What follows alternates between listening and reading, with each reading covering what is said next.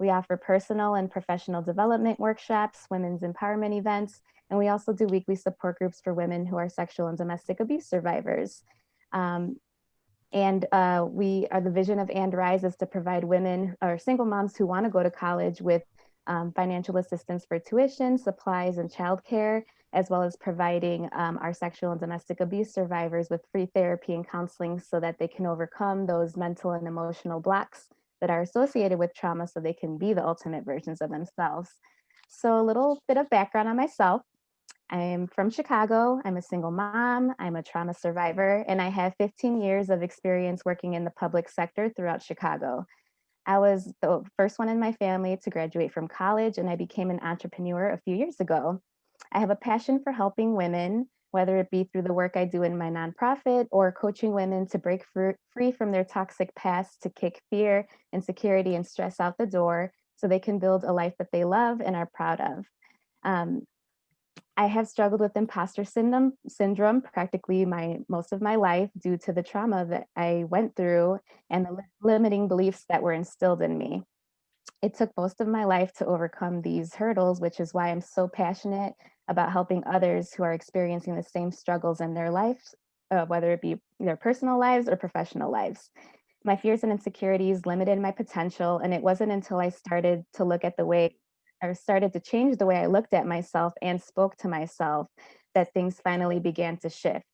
Instead of constantly calling myself a fraud, I began telling myself how intelligent I am, how hardworking I am, how successful I am, and how many women whose lives will be changed because of the work that I'm doing.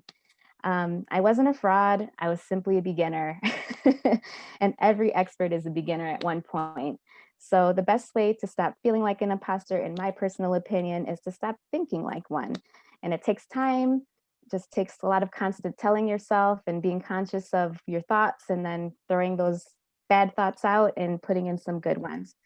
So just remember that mindset is key. So I'm very excited to introduce to you guys our two guest presenters, Sue Tinnish and Kendall Abbey. So Kendall Abbey is originally, sorry, Kendall Abbey is originally from Cleveland, but has lived in Chicago for over 8 years. Throughout her career, she has pursued work where she can help women develop their strengths and achieve their goals. She is drawn to this type of work because in the past, she suffered from low self-esteem and a crippling fear of failure that prevented her from actualizing her own dreams. Kendall was an ESL teacher in Buenos Aires for 2 years and worked as a consultant facilitator and a fundraiser for an international service organization for 6 years. Now she is finishing up her master's degree in human and organization development, working with Sue as an executive coach and establishing her own coaching practice called Change Maker Coaching. As a coach, she is committed to empowering women to create positive changes in their lives and communities. And next, we have Sue Tinnish, who is a native of Chicago and has spent most of her life in Chicago. She grew up in a southwestern suburb and is the first in her family to attend college. Throughout her career, she has worked in a variety of companies, large Fortune 100, as an entrepreneur for small businesses and for family-run businesses as well. Her academic background from undergraduate to her doctoral studies have honed her technical business skills like accounting and marketing, as well as her soft skills, which are communication, emotional intelligence, and employee engagement. She has tested her own limits throughout her career, which means she can feel like an imposter, but also pushes through to ensure her own growth. Great. Well, thank you so much, Jennifer, for that great introduction. We're happy to have you here at Masks Down. Confidence Up. We're going to talk about the idea of imposter syndrome. And it's interesting. Kendall and I bring two different perspectives about imposter syndrome. I'm a little more mature, a little further along in my career, and Kendall is is just really starting her career off. But the reality is, no matter where you are in your career, you can feel like an imposter. You can have those feelings of self-doubt, this kind of fear of failure, and just feeling like you don't have enough of what it takes.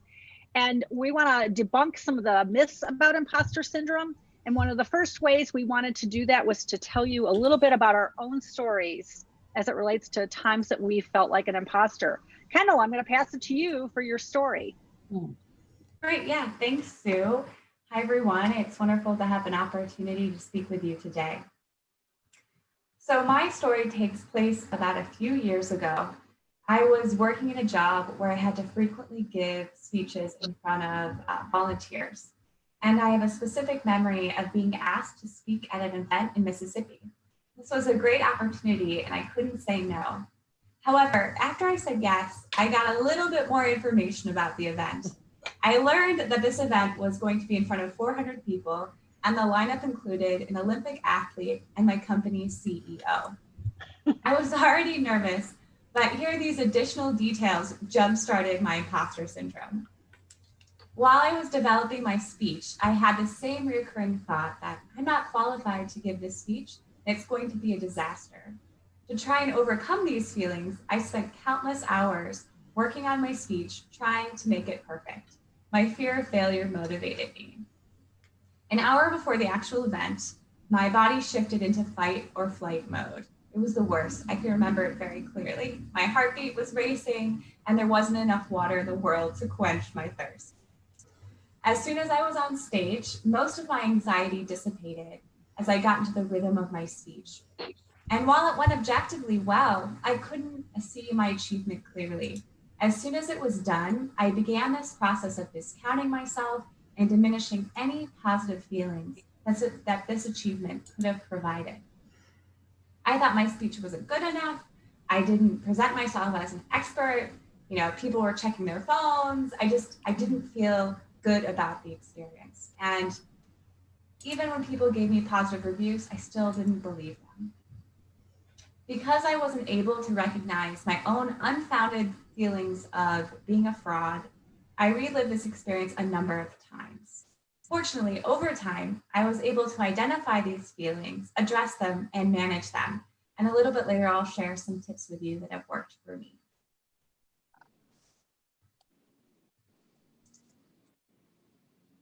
Kendall, thanks for that story. Oh, I felt like an imposter so many times over my career. But the story that I'll relate to you is one that was over 25 plus years into my career. I was already started my PhD studies. So I had a couple advanced degrees under my belt. And I'd been hired as a college professor teaching 18 to 20-year-olds, right? So mature me, 18-year-olds. My first day of class, I had to worry about the technology. I was worried about educating these people, being sufficiently entertaining so they didn't go to sleep. I was worried about the content because I had to develop the class in a very short time.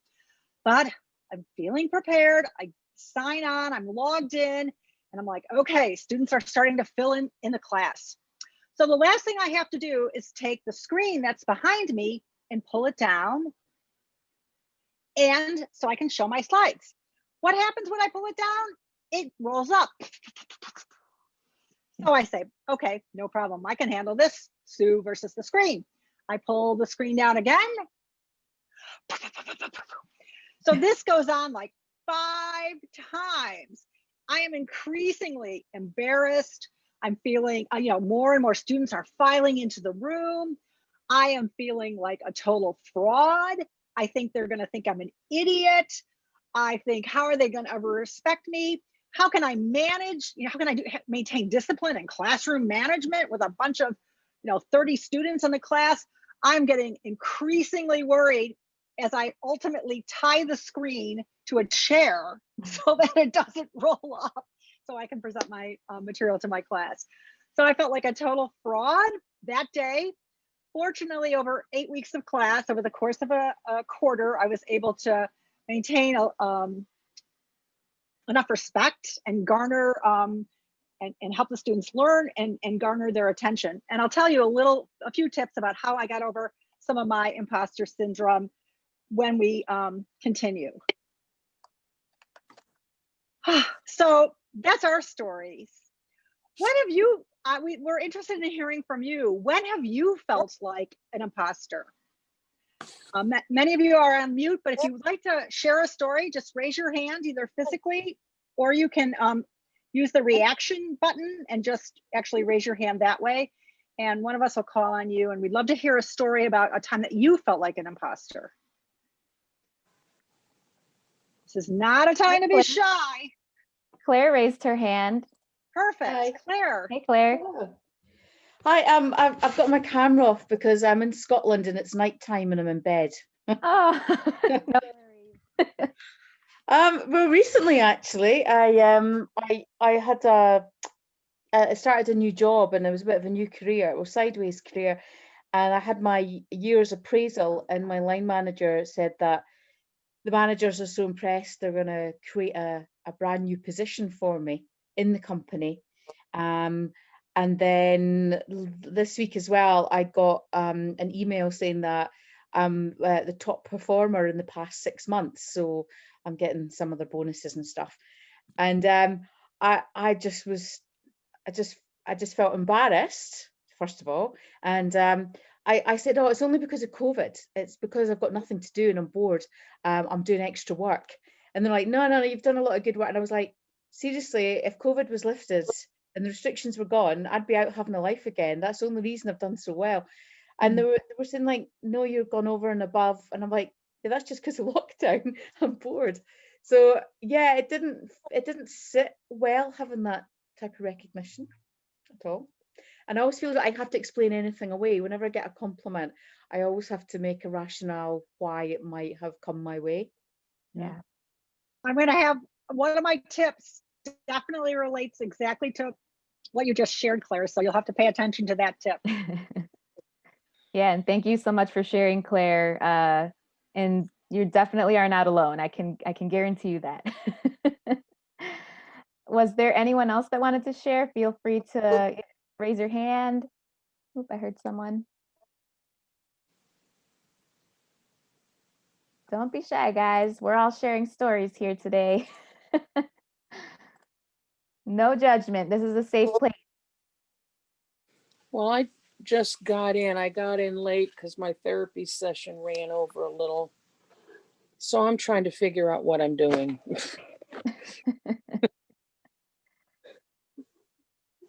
Did you want to share something, Kathy, of a time that you felt like an imposter? Well, I'm still trying to grasp what this concept means. Okay. Well, we're glad you joined us, and honestly, it's a feeling of self-doubt.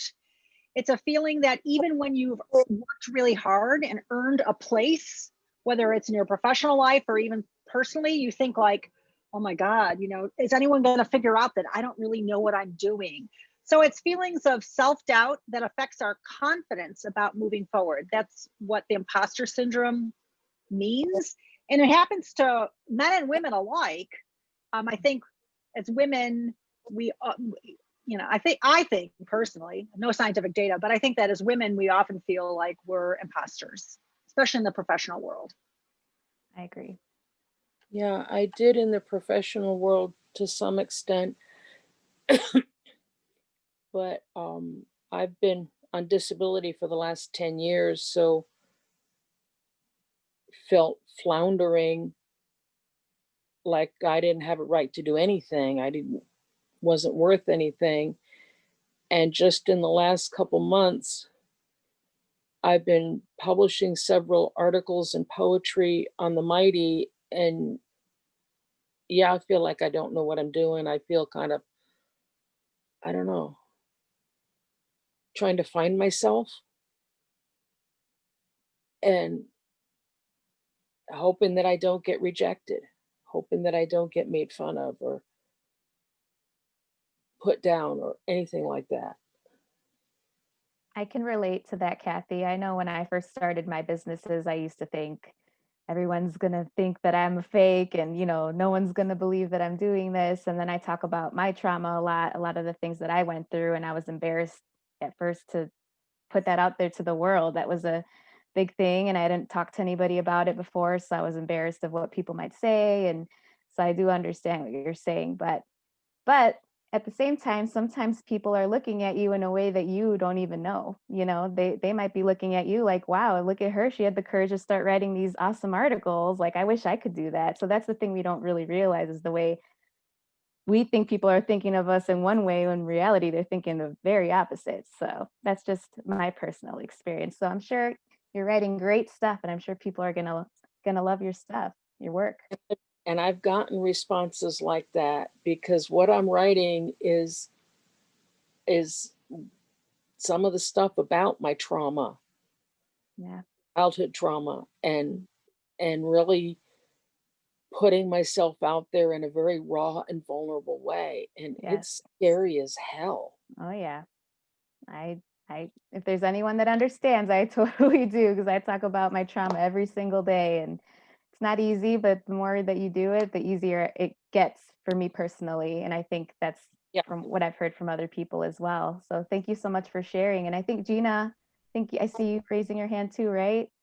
Yeah, I just wanted to chime in and say that also really resonates with me. And talking about trauma, I think in my past, I also am currently disabled because of my trauma. So several things and about this last portion have resonated with me. In the past, the imposter syndrome was about my professional work, but now that I'm working my way through kind of just having left a really bad domestic situation, a 10-year domestic situation, spent a year out, I'm starting to gain the strength and really feel like I also want to start talking about the trauma. But I think my imposter syndrome now comes at how to like figure out the words around that, and being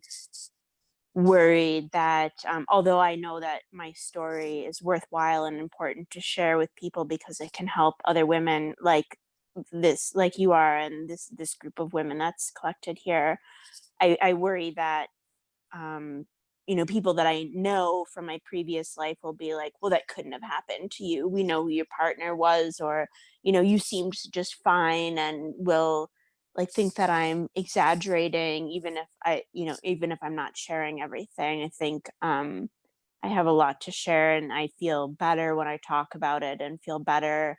Mm-hmm. I feel better knowing that my story can help other people too. That's what I've gotten a lot out of like group therapy, what is hearing other people's words around how they express like their feelings and about the trauma in their life now, and those responses. And so I don't know, I feel like it's interesting that my imposter syndrome seems to like just follows you, whether you're in the workplace or you're just trying to like help yourself get better and get along in the world. Yeah. So I thanks for making this talk and having us gather. Yeah, of course. Thank you for sharing your story. Appreciate that. It's definitely not easy to talk about trauma, but very brave people that do. So, and there's a lot of other people out there, just so you know, that are really looking up to you, because there's a lot of people that can't, or that aren't there yet. And, when we just share, it empowers other people to share. So thank you guys. Was there anyone else that wanted to chime in? You can raise your hand. Okay, Daphne can go ahead. You're muted, so you might just want to mute yourself. Right. There you go. Hi. Hello. I've been plagued with imposter syndrome my whole life. And, we're talking about trauma. The false narratives that we are told by the negative adults in our life when we're children. Mm-hmm. And my negative peers, unfortunately. But I had like my dad saying, I was just going to kill myself. I was always expected to just kill myself. That's what everyone expected of me. Everyone said it. And then for the longest time, a lot of awful people had me believing that all I was here for was to be sexually assaulted and abused. And So whenever, like professionally, I tend to do things that are really big. And when it starts getting to a certain level, I start to self-sabotage because I hear that false narrative again saying, who do you think you are? You're gonna fail. Oh, you're just gonna kill yourself anyway. So why are you even doing this? All that crap that they tell you. And for me, it's, I mean, I know, yeah, it's the stuff that we're told when we're little, and now I'm 48 years old, but it's stuff that I've been consistently told for decades. And it's like I feel like I need to reprogram myself. Mhm. Yeah.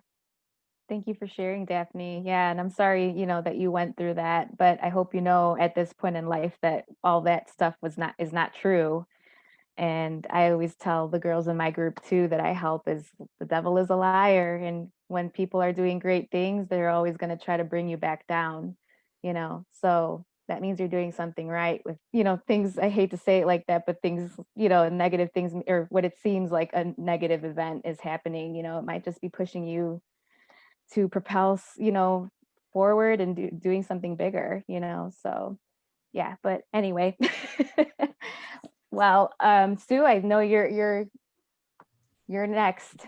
Those are really powerful stories. My gosh, it is really hard to reframe, and some of the tips that we're going to talk about are examples of things that you have all exemplified in your lives. So let's talk a little bit about those tips. Kendall's going to go first.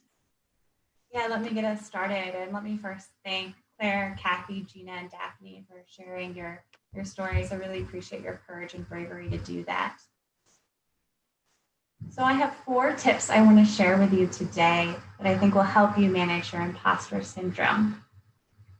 My first tip is to journal when you are doubting your skills, your talents, and your accomplishments, and analyze them. Through this process, you'll have a better understanding of your imposter syndrome, when it's triggered, and why.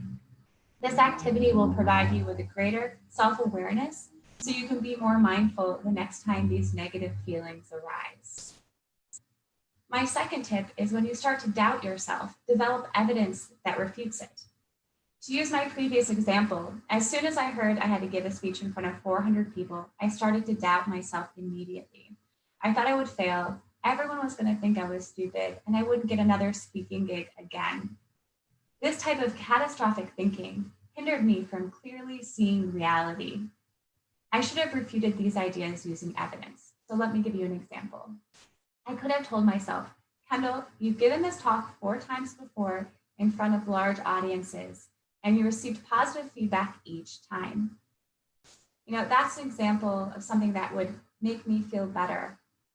And one thing that, a tip that I do, at least something I do for myself, is I will write these down. And so, for example, for my speech, I wrote them on my actual speaking notes. So I could refer to it right before my speech or right after my speech. So there are interesting ways that you can find a way to embed evidence within, in the things that you need to do every day, either in a journal, in an email, what have you, something that you can refer to easily. And my third tip is to reframe the situation. If you're feeling like an imposter, you can ask yourself, if I was living my best life, how would I be showing up right now? This helps you reframe your situation by tapping into your abilities and your confidence. In my case, I would say, well, I'm an expert on this topic. I'm going to rock this speech, and people are going to see value in what I have to say. This kind of thinking will also generate some positive emotions and ultimately make you feel better. My final tip is to not let these self-limiting beliefs diminish your success. So that means you need to celebrate it. Part of well-being is experiencing a sense of achievement. So make sure you savor those moments when they arise. You can even write them down. I actually have a sticky note next to my computer that reminds me of some of the cool things that I have done, and I refer to that from time to time.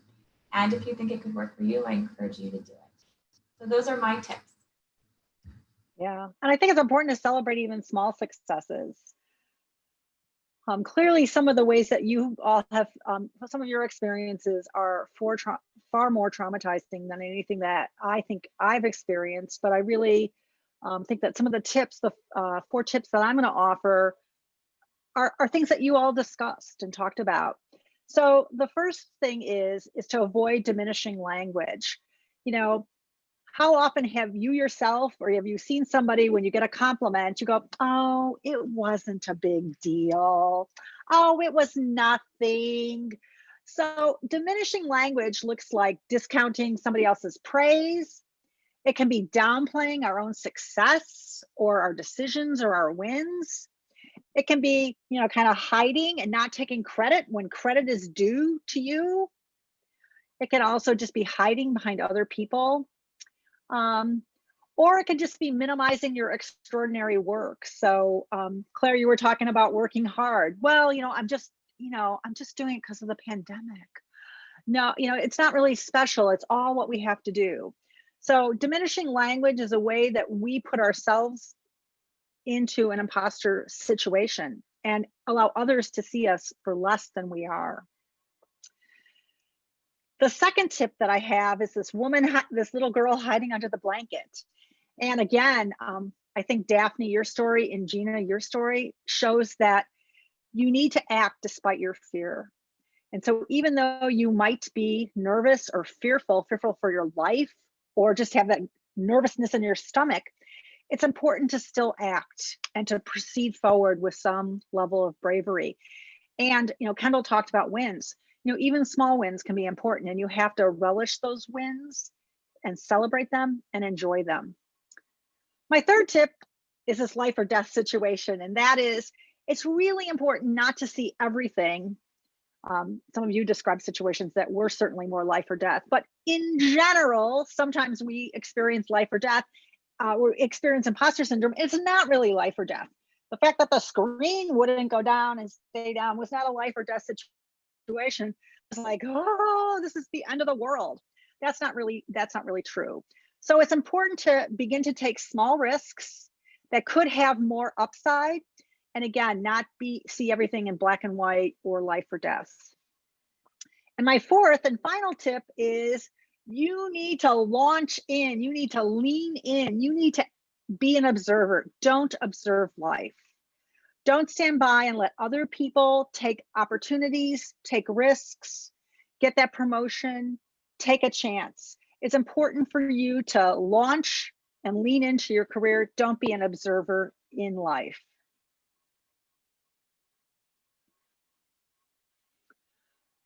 I'm going to shift gears just a tiny bit. It's Halloween. We know we have superheroes. Sometimes we're wearing masks. We want to talk about, have you share a story when you were at your best, when you felt really confident, really fulfilled. And when you share that story, we all in the audience are going to listen to that story and think, what is Gina, Daphne's, Kathy's, what is your superpower?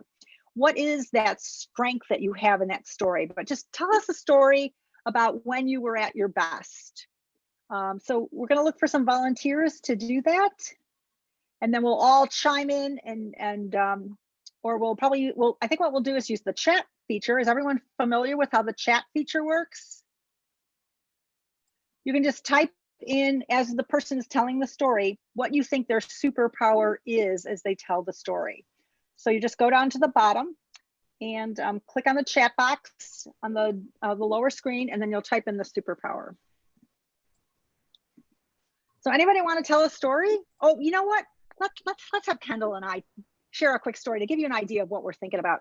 Should I go first, Kendall, or do you want to go first? I can go first. I can share a story with you. All right.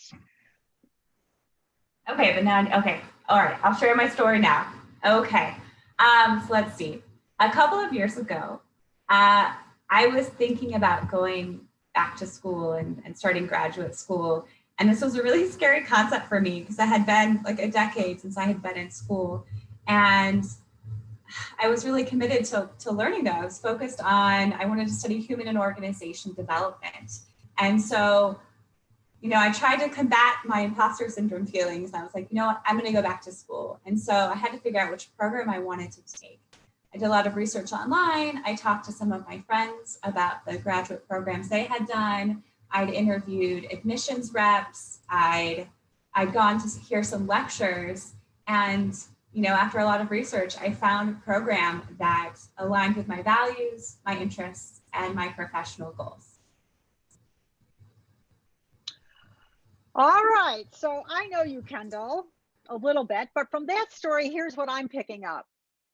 First of all, I'm picking up that one of your superpowers is that you have a growth mindset, that you're a lifelong learner. You're interested in always improving. And the second thing I'd say about you is that you're probably really analytical, that you're a good researcher, that when you're coming to a decision, you don't always make it just emotionally, but use data and to analyze the situation and to move forward. So those are two things that I think are your superpowers. What do you think? Oh, I like all of those. I'll take all of them. Thank you, Sue. All right. Well, Sue, do you want to share a story with me so maybe me and the audience can think about what your strengths might be? Sure. So this probably happened, I don't know, probably 20 years ago. And I was standing in line at an event when we all met face to face. Imagine that. Probably at the bar, knowing me. And there was a person behind me, and on his name tag, it said Glenn, and it said he lived in Arlington Heights. And at the time, that's where I lived. And I turned around to him and I said, "Hi, I'm Sue. I also live in Arlington Heights." And we struck up a conversation. We were both entrepreneurs at the time, and we used to meet at Starbucks for coffee over the course of, I don't know, 10 years. Later, I hired him to come teach for me at Kendall College. And just on Saturday, so like, we're not talking, this is 25 years. So now on Saturday, I was in the area. I don't live in Arlington Heights anymore. I drove to Arlington Heights. We had a socially distanced coffee in his garage. He set up 2 tray tables and we sat in his garage. He brought the coffee and tea. I brought the donuts and coffee cake, and we reconnected. It was really nice. So that's my story. Oh, thank you for sharing that story. Let's see, hearing this, it seems to me that you really value your relationships and you're good at building relationships. And clearly you're an outgoing person. And I think you're inherently a good connector. Let's see, did anyone else have some feedback for Sue? Let's take a look. Networking and connecting with others. Yeah, that's what Jennifer said. Yeah. Connection. Yeah. Starting Wonderful. conversation. Yeah, that's a good one. So who's willing to share their story about when they were at their best, when they think they were exhibiting some of their strengths? They were, in the flow, in the moment. And then we'll guess at what your superpower is. Well, if no one else goes, I'll go. So, oh, okay. Let's give somebody a minute. Is there anybody? I can do it. All right, Claire. Yep. I used to be part of an improv comedy troupe, and we used to do lots of stage work. It was a great skill for me to get out of my hyper analysis that I used to be. I used to have that sort of paralysis by analysis and be spontaneous. And then I moved countries, and I came back to Scotland, and I started running groups for women who were just nervous, really. Women who I met who wanted to do new things in their life but were really, really scared to do it. And their problems were always, but I don't know how. And I said, well, nobody knows how, so let's just do it. So I used to run these improv groups before lockdown, and it was great. And it was women from all over, and people. And I said, I'm telling you how this is going to go. It's going to be 2 hours. And at the beginning of it, you're going to go, I can't do that. And by the end of it, you're going to go, oh my God, I can't believe I did that. And that's exactly how it went. And it was nice to see people from early 20s to late 60s become like children again. And they had joy and they had lots of fun. And I was like, now do you believe me that you can do it? And people were like, oh God, I never knew I could do that. That's amazing. And it was just great. It was just, I don't know, it was like giving people permission to have a bit of freedom, It's cool. I loved it. And I miss that about lockdown, probably more than anything. Thank you for sharing, Claire. So what strength does, or superpower does she have? Yeah, I'm seeing some good ideas, empowering others, innovation, trusting your gut. That's great. Clearly, even thinking about improv as a tool to help people become their better self is a great, it's a great example of thinking outside the box. And I think it's, you describe yourself as hyper analytical. I think it's tapping into more feelings than just the mind. You don't necessarily think mentally like, oh, improv is going to help people do this. But the feeling of confidence that you can handle any situation that comes your way, which is what happens in improv. Yeah. Somebody hands you a ball and you have to do something with the ball. So that's cool. That's great.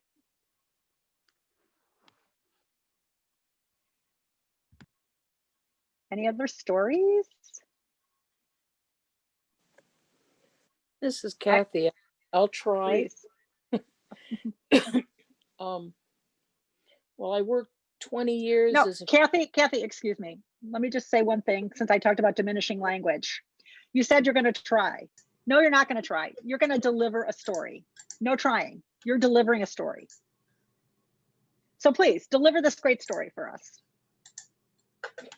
Yeah, confidence is one thing I don't have very much of. Okay. I don't mean to call you out, but please go. No, that's so that. Thank you for calling me out. That's one of the things I need to learn.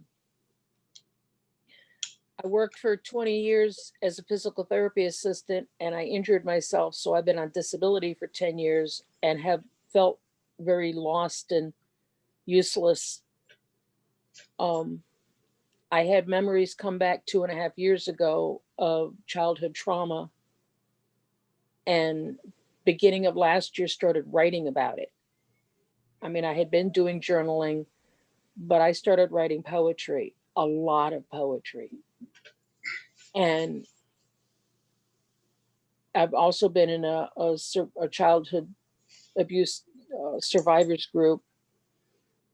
And in July, I started being one of the people who was running a group for childhood abuse survivors. And I started publishing poetry, publishing stories about what's been going on in my life, in my mind. And the whole thing has been scary as hell.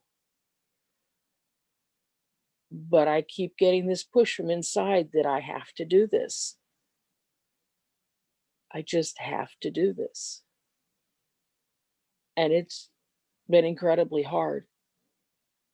And I have been totally floored with the response I've gotten because it's like, what? Me? And so at this point, I'm looking at writing a book, publishing a book on my poetry, submitting to Chicken Soup for the Soul because they have a thing right now. They're asking for submissions.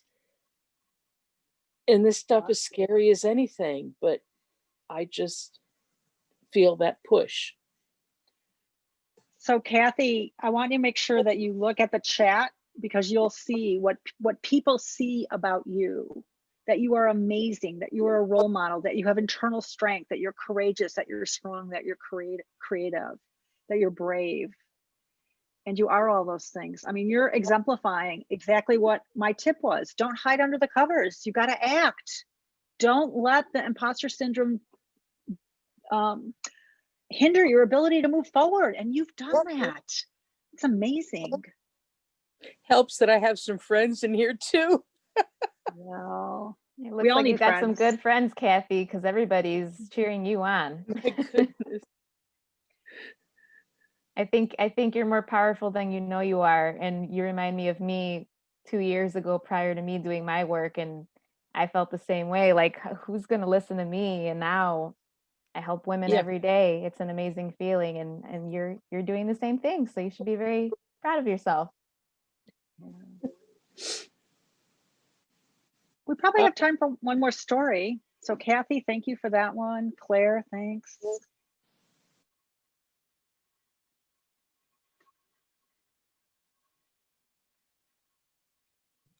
Great. Meredith said she'd go. Hi.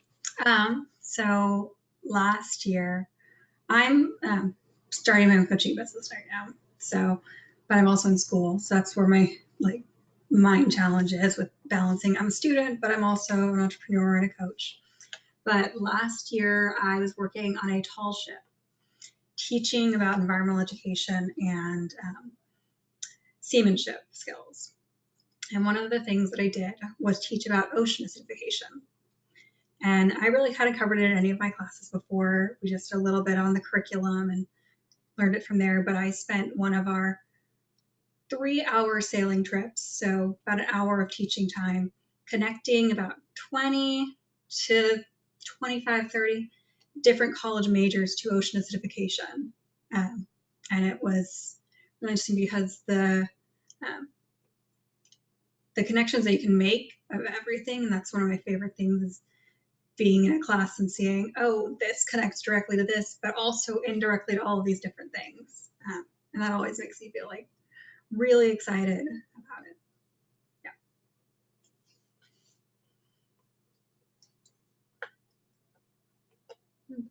Thank you for sharing, Meredith. What are Meredith's superpowers? People have said you're adventurous, you're a multitasker, you have a love of learning. What else?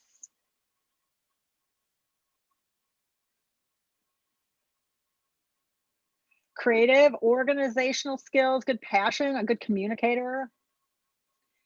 Yeah, your story also said to me that you're good at taking, you know, maybe one idea here and another idea here, and then seeing the thread between the two of them to connect them. And Jennifer said help, somebody else just said helping others. So yeah, sometimes it's not always obvious how two ideas are connected, and you have that ability to do that.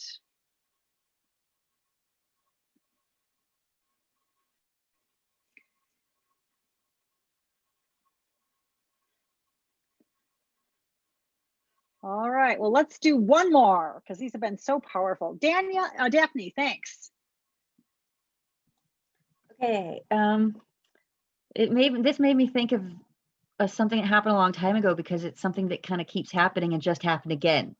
So this is an example of when I met my best more than once in the same way. I keep thinking about this. It's a connection. It's a chain. Okay. 20 years ago, I was working in a law firm.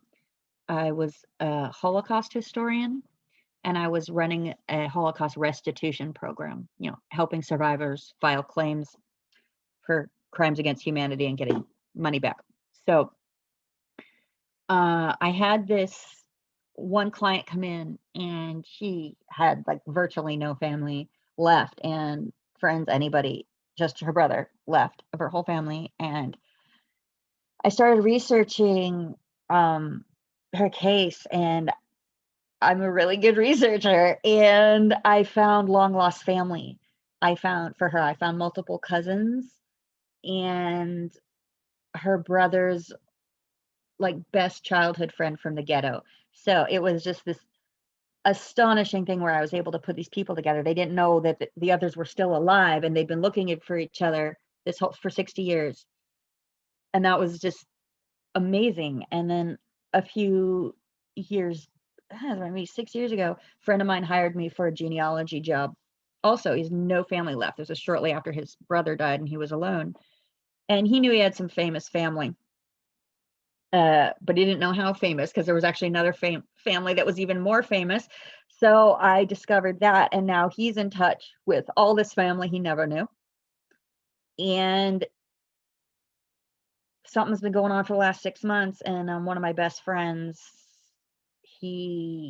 last night I connected him with his half sister, whom he never knew he had. So this is apparently a pattern in my life. Putting people together, and it kind of struck me again because of last night and him meeting his sister, and he also has no family. So that made me feel good. I keep doing that. That's amazing. So people have talked about what a great resource you are. Somebody wants to hire you. So that you value family and love and legacy, that you're resourceful, you're very tenacious, you just don't give up, good at connecting people. Any other thoughts from the audience? It always helps to hear something verbally. So it's nice for somebody it's great to put it in the chat, and I encourage people to look at what people have said about them in their chat, but it's also nice to hear things. So does anybody have something to say? You know, it's that compassion to help people find emotion, like identity, I would say, identity through family. Yeah, it's very strong. Yeah, that's really awesome. We have a lot of amazing ladies in this group. Good insight, Claire. That was great. Ah, very powerful stories. So Kendall and I put together a resource of 52 superpowers, and we're happy to share it with you. So just email Jennifer and she'll send it off to everybody so that you can think even further about the superpowers that you might possess in your professional life or in your personal life. And thanks for sharing your stories, everyone. That was great. So we'll be getting ready to close, but of course, so much of insight and so much knowledge is not in my or Kendall's head, it's in your head. And so we want to hear from you about what were some of your first of all, what was one of your takeaways from this session?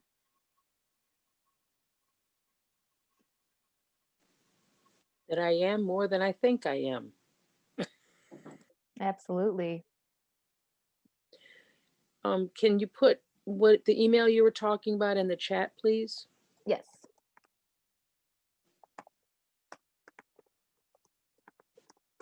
So you might recall one of the slides said, "You are enough." It was on the little napkin when we first started talking about, in fact, it said, "You are more than enough." It's a great mantra. You know, there's nothing wrong with taking a, not a permanent magic marker, but the kind that you on a whiteboard and writing on your mirror a message to yourself. So when you're brushing your teeth, washing your face, you are more than enough. Just write yourself that message and make sure you say it out loud to yourself every day. That was a great takeaway. I think that was Kathy, right? Yes, I believe so. Yeah. Did anybody, oh, never mind. I don't want to move it forward. Did anyone else have anything else that they took away from this this session? I say it's like Gina had said, how it follows you everywhere, and I never thought about that. I was like, yeah, the imposter syndrome does. I take that everywhere. And I think the amount of things that I've done in my life, that's been a lot. And the minute I get good, or I get praise, I get better, I get compliments, then the feeling, I never had the term imposter syndrome until very recently. And then Daphne said it about self-sabotage. And the minute I got the praise, I would self-sabotage. And then from what people have said about childhood abuse, and I've been working with a therapist for the past few years about my own childhood abuse.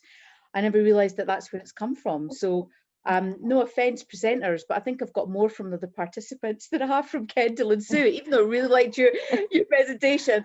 From the sharing from Kathy and Daphne and Gina, I'm thinking, gosh, so much has now made sense for me, and I could see where it's come from in my past. That's the first time I've seen it. So thanks, ladies, for sharing beyond Kendall, Sue and Jennifer. Yeah, thank you. The best presentation taps into the knowledge of the audience and experience of the audience. Those are good presenters. That's all I'll say about myself, because I don't want to be an imposter today about what we've done well. No, you have done well. I don't want you to hear you have, but yeah. No. I agree. The best presentations tap into the knowledge and experience of the audience. So yeah, absolutely. And I think it's super helpful when other people know that they're not alone. You know, like clearly we all are here because we all have struggled with this at one point or another. So I think just hearing other people's, you know, situations are similar to yours makes you feel not as bad about it, you know, yourself or, you know, the situation. So yeah.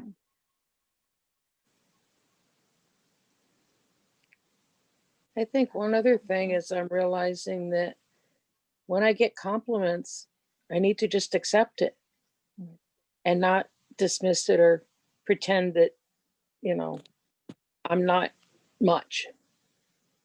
Yeah. You know, oh, sorry, go ahead, Sue. It's a good point, because when you say to somebody, if you say to somebody, oh, you know, it's not true or whatever, when you get a compliment, you're dismissing their judgment about you. Yeah. So just accept it as the gift that it is. Yeah. And one of the things that people can do when they're experiencing these self-limiting beliefs is they just need to, you know, not mind read. I think we often kind of make assumptions that someone is telling you something that's not true. And we don't know that. We should take people for what they say for face value. And so it's just something to consider, right? Don't let these self-limiting beliefs be fueled by kind of you misconstruing what the reality is. You know, trust people for what they share with you, and yeah, it just takes practice, I think. It definitely does take practice. I think it's just you being conscious of that, and you're, you know, because I actually just learned about that, about accepting compliments earlier this year. I went to a workshop and they mentioned, what do you do when people give you compliments? Do you brush it off? And I'm like, I do that all the time. And I didn't even realize it till I went to that. And because, you know, even people tell me, oh, your makeup looks great or your hair looks great. I'll be like, oh, it looks okay. No, it doesn't. You know, so now I'm very conscious of it because I realized I was doing it. So now when people give me, even if I don't feel like it's true, I'll still say thank you because I don't want to diminish their gift to me, like Sue said. So, you know, it's just being conscious of it. I like you calling it a gift. It is a gift. It's their judgment. I mean, when you tell somebody they're not telling you the truth, how do you think that makes them feel? So I never thought of that. Yeah, I think that's a good point. I was reflecting on how even just little compliments, right? Like if someone says, oh, I really like that sweater or whatnot. And it's so often they will say, oh, it's just an old thing, or I got it on sale, or like diminish it. But really it's like those little things that what if instead we say like, yeah, I really liked it too. You know, like just really, instead of brushing off just simple little things, like we remind ourselves of the little decisions that we made and why we chose to do something by like adding on to a compliment, even no matter how small it is, not even necessarily like an action that we did, but just the small choices that we decided to do will like help reinforce like positive, like bigger positive behaviors. and you could say, and thank you for noticing. Thank Good you for point, taking the time. yes. Thank you for taking the time to comment on it. Right. And if you want to go a step further, give them a compliment back. And guess what? Now you just gave somebody else a gift and now you made their day. You know, they could have been having a bad day and your compliment is their gift and change their whole day around, you know? So something to think about. Yeah.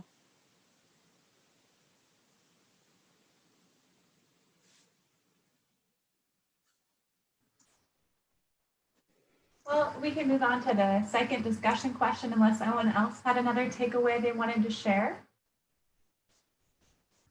All right. Well, today I've learned a lot about you. You know, I've learned that some of you are courageous, you have a love of learning, you're compassionate, you're curious, you're tenacious, and all of these incredible things. But I'm curious what you learned about yourself today.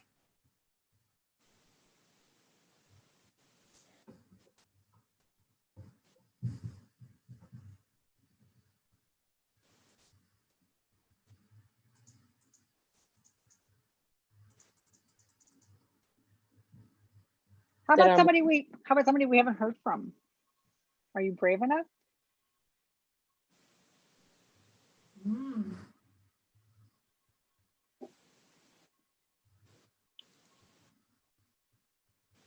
I'll go. Great. So listening to everything today, I've always thought I had imposter syndrome because of lack of confidence or feeling like I didn't belong. But now I'm starting to think that it's not that I don't feel confident, because I do, but it's the criticism I receive through my work that makes those doubts creep up. So now I'm wondering, what is it? What is it? Do I have imposter syndrome, or I don't know? Like, now I'm confused because I start out, really confident in my work, but then sometimes when I present, I just feel like I'm like I'm like thinking the sky is blue and everybody else is seeing gray. And I get so many like negative, I guess negative feedback gets in my head. It doesn't stop me from trying and moving forward, but it does make me feel a need to always um, need validation.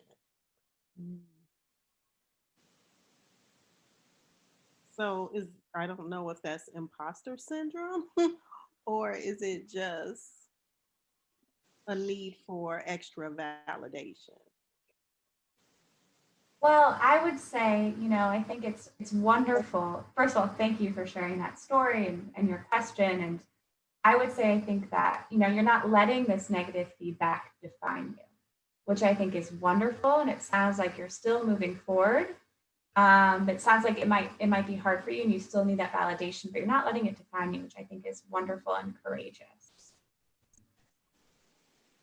It's interesting, Lakeisha, because we can only feel like imposters when we compare ourselves to somebody else. Because if we felt like we were enough, then why would we be an imposter? So I think, when you get feedback, honestly, it's hard to take, but it's great to get feedback because it helps us grow and learn.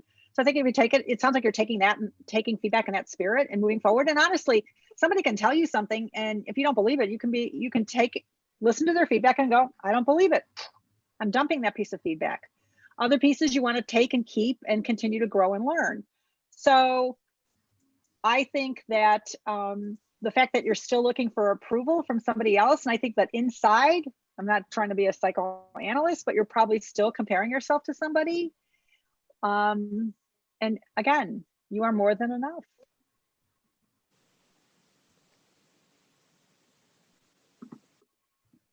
I kind of want to chime in on that a little bit, Lakeisha, because it reminds me of me when I was at my previous job and I felt like I was always trying to get my boss's approval and nothing I did was ever good enough. I always had negative feedback, no matter how hard I worked or how much time I put in. It was just like, well, you could do better, and it used to make me feel really bad about myself. But at the same time, there was something inside that told me she's not right.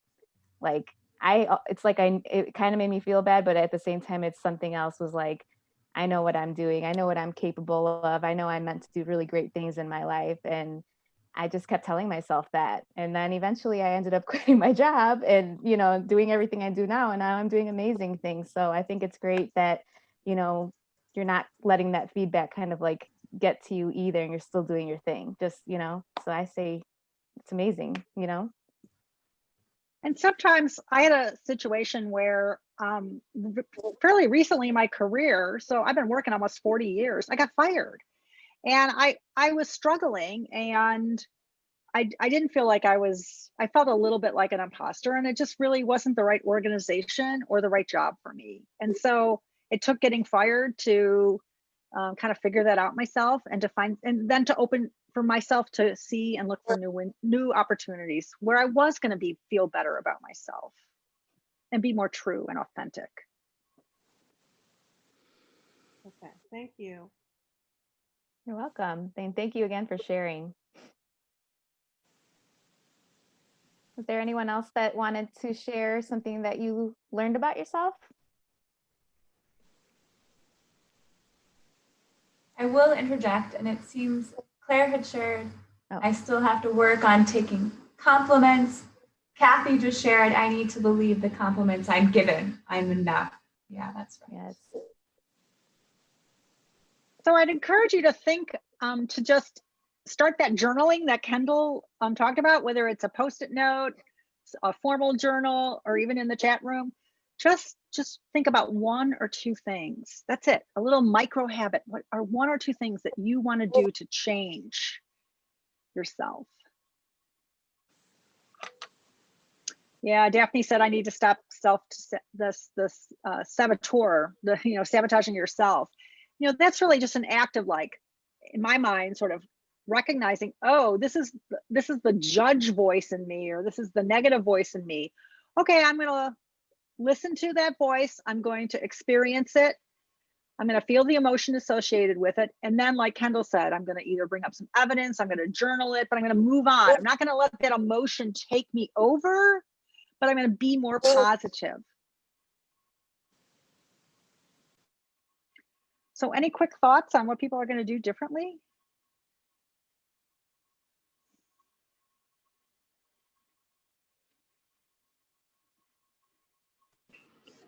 Try and turn off that critical voice inside. Okay, I'm going to correct myself. I'm going to turn off that critical voice inside.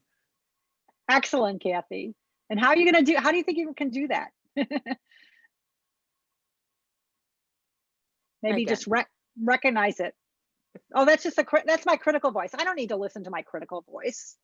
I know I'm good enough. I am enough. Wow. We all want to hear about your poetry book when it gets published, by the by.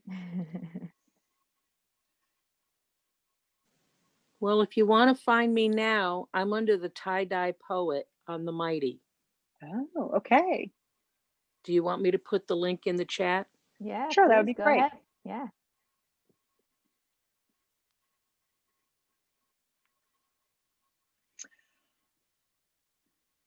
I think many of the suggestions that we've spoken about are really all focused on having a really positive mindset and realizing that what we think about ourselves is what's going to be portrayed to the external world. And so I think this Kurt Vonnegut quote is really valuable to think about. We are what we pretend to be. So we must be careful about what we pretend to be, because what we pretend to be is what is gonna come out.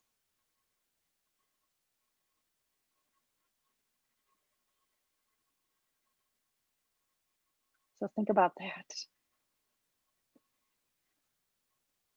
Are there any questions as we close up for either Kendall or myself? Here's our contact information.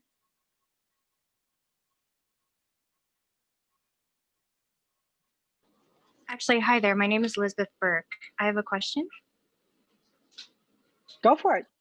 Great. I'm so sorry. I had a few things to do and I joined this meeting rather late. Would there be any way for the presentation to be shared after this meeting? Yeah, I'm going to be sharing it. I'll probably put it on my Facebook page and probably add it to our YouTube channel for And Rise. But yeah, I think, do I have your contact information, Liz?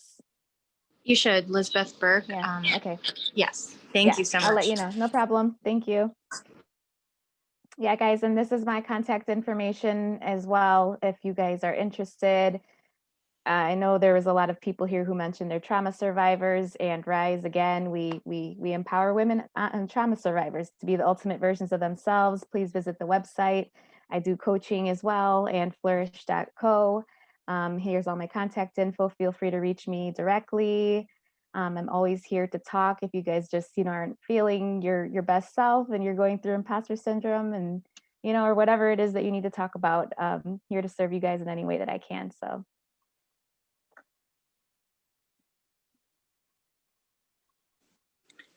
Can I ask a question? Yeah. I don't know. The reason that I'm the tie-dye poet on the Mighty is because I was afraid to put my name out there. Mm. And I'm wondering if that's part of this imposter syndrome, that I was just scared to do that. So I chose a pseudonym. I don't know. I mean, I think it's honestly a matter of preference, but it could be that you were scared, but I don't think there's anything wrong with it if you still choose not to share your name, just because a lot of the stuff you're talking about is very personal and, very deep and stuff. So it's really is a matter of what you're comfortable with. And maybe maybe today you don't want to share your name, but you never know. Maybe a year from now you're going to want to, just I would say do what you're comfortable with for sure. That's just my personal experience coming from somebody that, I'm very public with my personal trauma. I think, Kathy, I've the same. Well, I've not put my name out any place. I'm under different pseudonyms on social media, but the more I'm getting comfortable with who I am, the more I'm willing to discuss. I don't go around going, oh, I had this terrible childhood, but if it comes up, I've dealt with the shame around it. So I'm more open to be, this is me and this is what happened, and it's just what happened. It's not who I am anymore. But something I just noticed that you did there, Kathy, you asked permission to ask a question. And that is something that I work with women on. I'm a speech pathologist, and I work with like communication skills. And I noticed this, that women do that. They ask permission to ask a question. I always bring that up. I say, why did you do that? The men in the group never ask permission to ask a question. They just ask it. And when I bring it up in a group, women don't even notice they're doing it, and then they stop doing it. So my advice to you, Kathy, from a professional speech pathologist is stop asking for permission. Just do it. Great advice.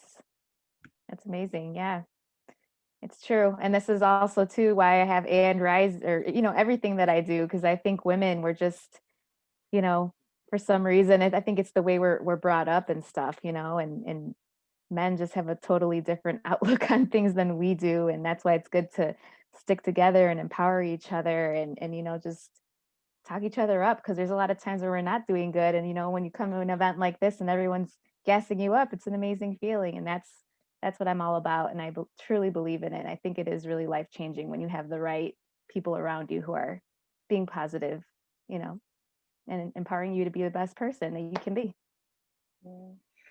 They're, related to diminishing language. This was the hint that I offered. It's often I observe this when women want to state something in like a meeting or, a committee meeting, a volunteer, wherever they are. Well, they'll say, well, I think that I'd like to bring up that probably this might be in the right situation, potentially a good idea. And men say, we should do this. They don't even say, I think we should do this. They state almost like fact, we should do this. And so watching those speech patterns are really important so that you don't diminish the way people are going to look at you because of the way you're presenting yourself. The other thing that's so interesting about what you said, Kathy, is that when if you're ever applying for a job, you see that laundry list of what they want. I mean, they totally want a superhero for those jobs. There's like 400 things that they want. A man looks at that list and says, can't do that, a little bit. Yeah, I can do that, can't, could. I'm going to apply for the job. A woman looks at that list and says, can't, can, can't, maybe. Oh, I'm not qualified for the job. And then they don't apply. They don't launch or lean into and take those risks.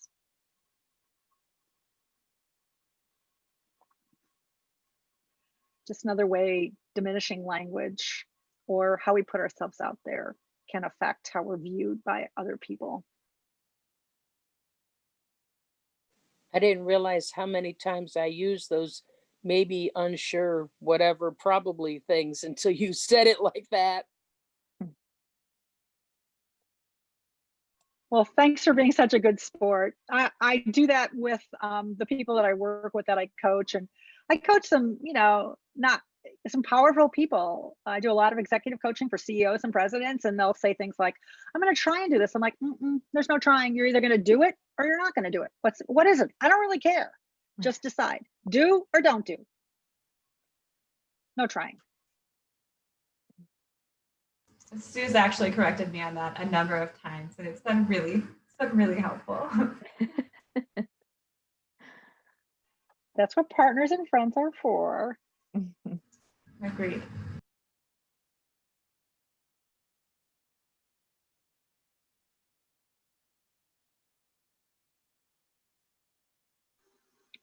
Other questions, thoughts, kind of related, not related to our discussion?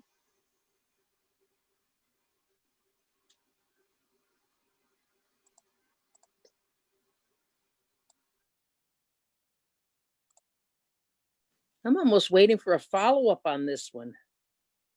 You know, a second session, part 2. What would that look like?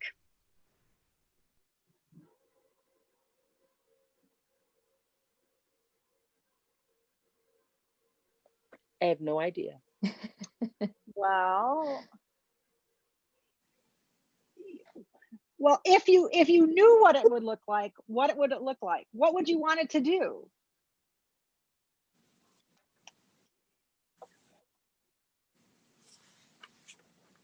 Get further in this process, help build confidence, help not second guess myself all the time.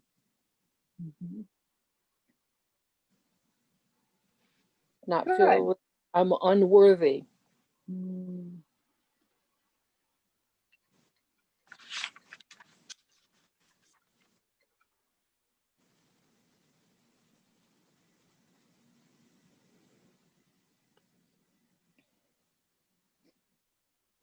So Kathy, I just want to say, you know, the tips that we've shared, I feel like that's kind of like homework, the things that we can do. This is something that I'm always working on myself. I'm trying to journal on a regular basis.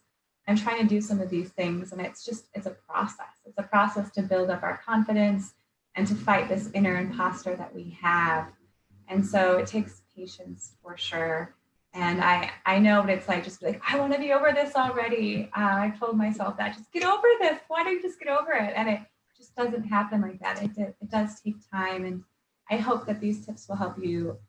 They have helped me work with through my imposter syndrome. And I'll piggyback on what Kendall said, that it does take time. It's not, you know, you're not going to wake up tomorrow and be like, oh, it's gone. I'm cool. Like, I don't feel like an imposter anymore. Unfortunately, yeah, it just takes, you know, practice and being conscious of when those thoughts come in your head and kicking them out and saying that's not true, and just practicing that. It's just practice. And, you know, as time goes on, you'll notice you'll get better and better, and you'll stop thinking like that more and more. It'll take a little bit of time. But part of the reason Kendall and I paired up to do this is because I've been working for almost 40 years in the business world, and I still feel like an imposter sometimes. And so you shouldn't expect necessarily that it's going to go away completely. But you should expect, by following some of the tips, that you can get better at it. It's not going to creep in and you know, kind of paralyze you. That when it happens, you can go, oh, that's just my imposter voice talking, and I know how to deal with that. So I don't think it ever goes away entirely. So don't, it's not nirvana, but it certainly shouldn't paralyze or debilitate you. Yeah, it's basically managing your imposter syndrome. There you go. That's a really perfect way of putting it. Yeah. I'm really wondering if the piece that I just published last Friday might be addressing this, because I wrote it about radical acceptance. Tell And us more. well, the 3 areas I talked about was radical acceptance of the 24-hour pain I'm in because of body stuff, how I was injured and surgeries, about the sexual abuse as a child, and about dissociation. And that I was striving to radically accept those, which I haven't got there on any of those 3, but I'm making strides in that direction. But then I realized that one of the things that I am radically accepting is that I'm a writer. I can call myself a writer now and feel okay with that. And that my writing is helping people. And that's huge for me. And I just realized that last week. So I think that is a step in the right direction. Yeah, absolutely. Yeah, self-awareness, self-acceptance, celebrating your accomplishments. I think that's all a part of helping you combat some of these imposter syndromes. You're very much on the way.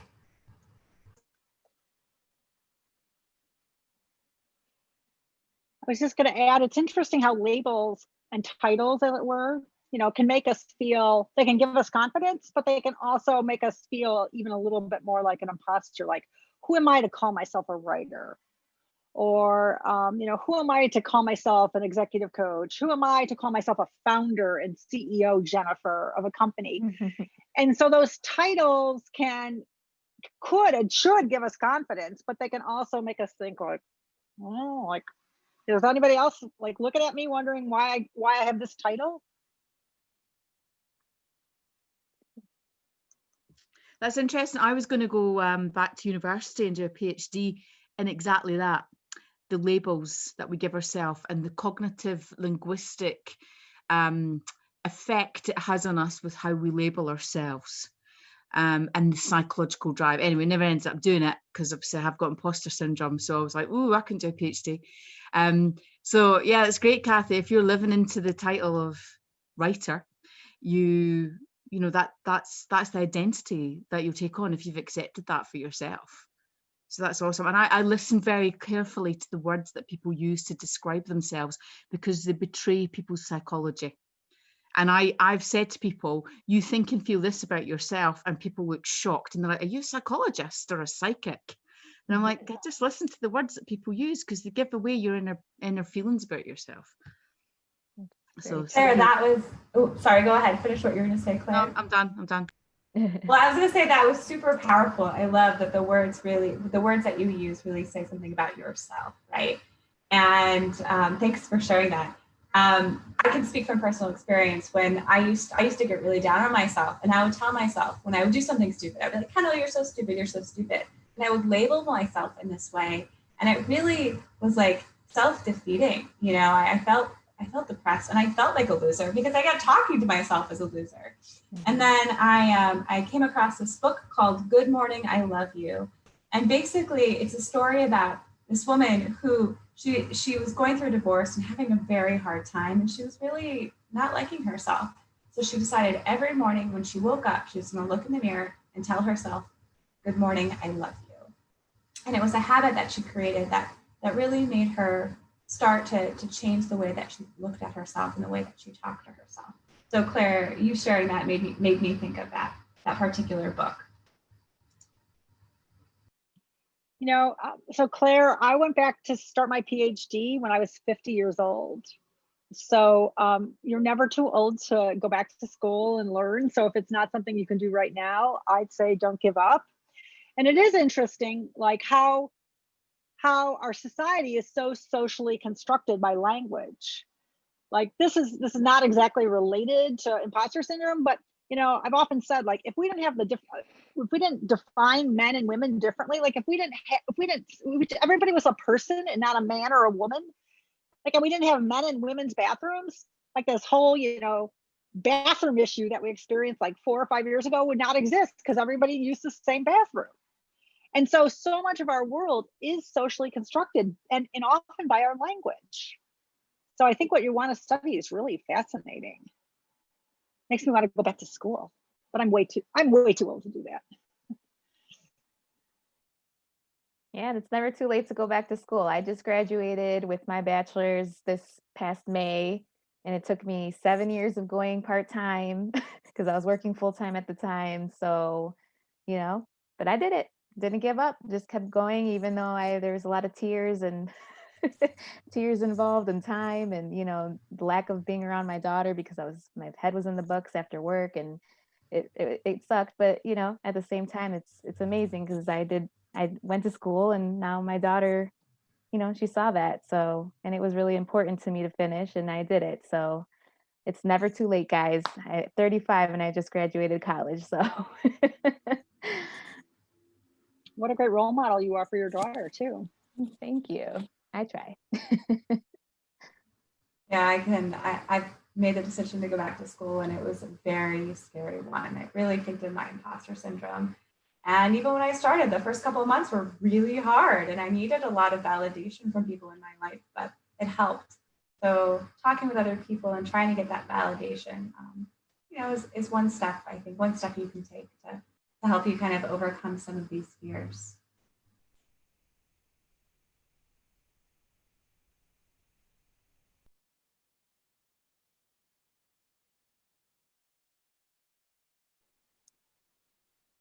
I love what I love is the Daphne's going to do a certificate program. So what I love about I don't love the pandemic, but what I have loved about the pandemic is the ability to have these really amazing conversations with people all over the world that would never have happened if we didn't choose to meet virtually through this event. And really this organic conversation that we've had for the last 20 minutes or so has been really just as interesting and valuable as some of the prepared questions and thoughts that we thought how we would steer the conversation. So it's great. We still have some more time for questions or thoughts that people want to share.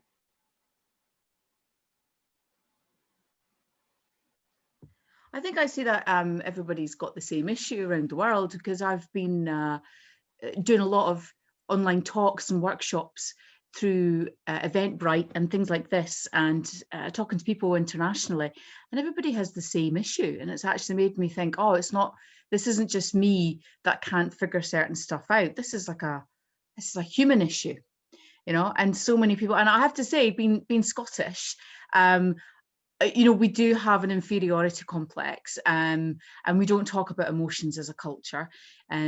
And I always perceive Americans as very open with their emotions and able to express how they feel. And that's been my perception from television. And then I've spoken to Americans from all across the country in all ages and different ethnic backgrounds, and everybody's got exactly the same issues. It's just there. And I was like, wow, this is a human issue. It's not a Scottish issue. It's not a Clare issue. It's not a women issue. It's a human issue. Yeah. So hopefully, like you say, Sue, these kind of forums that mean we can internationally connect can make us kind of go, oh, maybe, we don't need to keep it so secret. And if we discuss it, then we can maybe socially move forwards in how we deal with ourselves. That's my hope anyway. Thank you for sharing, Claire. Yeah.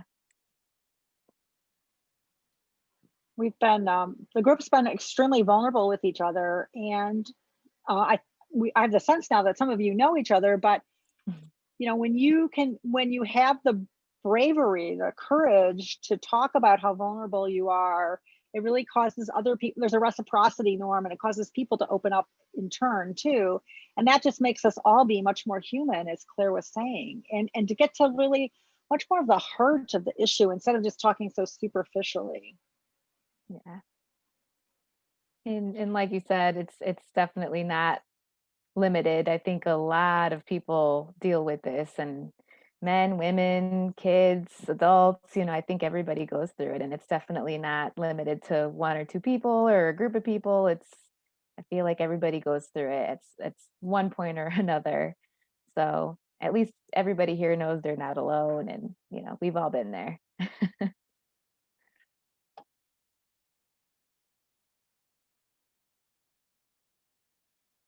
Does anyone else want to share anything? We have, I think, a couple minutes left. I'm glad you guys are all connecting with each other. That's amazing.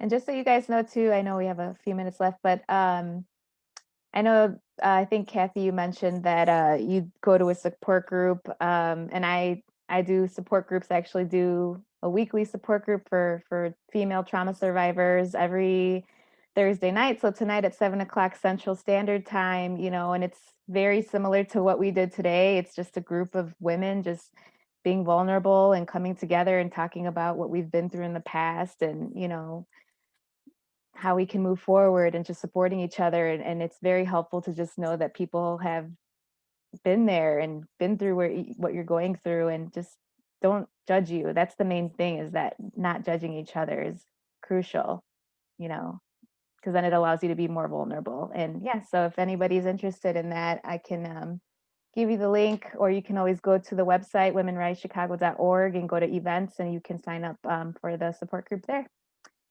Just putting it out there in case anyone's interested.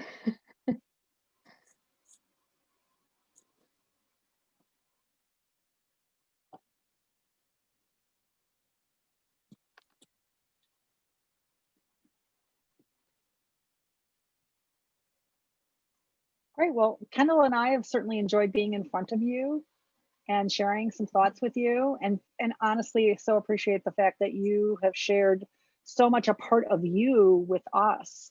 It really made the session so much more nuanced and rich and beneficial for everyone. So appreciate that.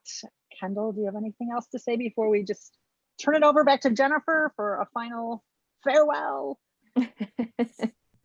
Yeah, well, let me just thank everybody. This has been an incredible experience for me. I've learned a lot, and I've been really inspired by everything that you have shared. So thank you for being so open with us. It's been a great experience, and I appreciate it. Thanks, Kendall. Yeah, so Sue, did you want to say anything before we? Back to you. Okay, all right, cool. So back to me. So I want to just really thank everybody for being here and for listening and for engaging and being vulnerable, and just telling us what was on your mind, and everybody being so supportive of one another. I love it. That's brings so much joy to my heart. I don't even think you guys understand. And people, when I work with people, like this, it truly inspires me to continue to do the work that I do. And you guys think that, I'm here helping you, but really it's you guys helping me. So thank you for that. And again, I know I've mentioned the website, womenrisechicago.org. If you guys, need any services that we offer there, please visit, please reach me. My info is still on the screen. That's where you can reach me directly. And I want to share a quote with you guys too, really quick before we go, because I love this one and it definitely pertains to what we're speaking about here today. It's fear doesn't exist anywhere except the mind. And that is so very true. It just, when I saw that just a couple weeks ago, and I wrote it down because I was like, man, that's amazing. It's really true. And it's things that we put into our own head most of the time, or maybe somebody else has put it there and we just believed it, but yeah, so it just exists in the mind, and it's not usually real. So just remember that. Can I just say something on that? A film that changed my life was Yes Man with Jim Carrey. I watched it and I thought, I am his character, Carl. I was him when he was depressed.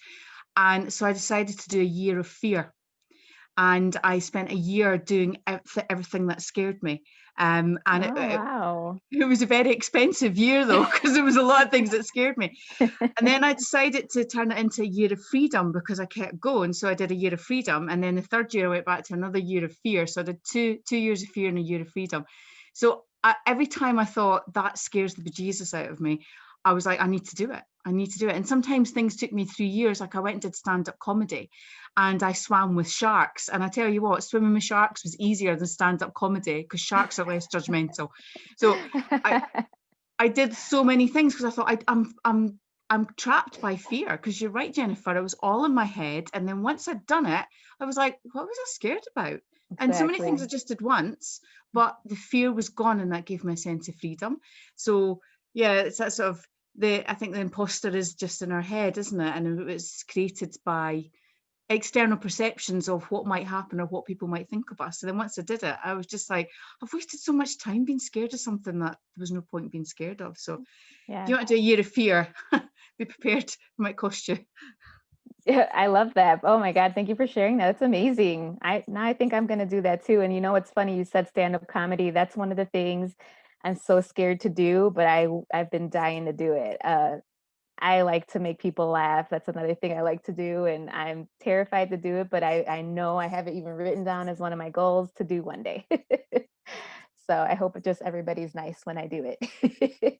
And you know what used to be one of my fears? This presenting online, doing these presentations and stuff. I would shake, I would sweat profusely, I would be so nervous. And now look at me, it's kind of just like, it's just something I do every day, you know? So yeah, it's a matter of just doing it once or, you know, several times. And then you're like, what was I scared about to begin with? Just, and usually the fear is because it's something new and unfamiliar and we don't know what to expect, you know? So, all right. Well, anyway, guys, we're over our time, but thank you again, everybody, for coming. Thank you, Sue and Kendall, for you know, presenting with me. You guys are amazing. You did an amazing presentation. So thank you guys again. And I hope you guys have a wonderful night. Take care, everybody. Bye, everyone. Thank you. Bye.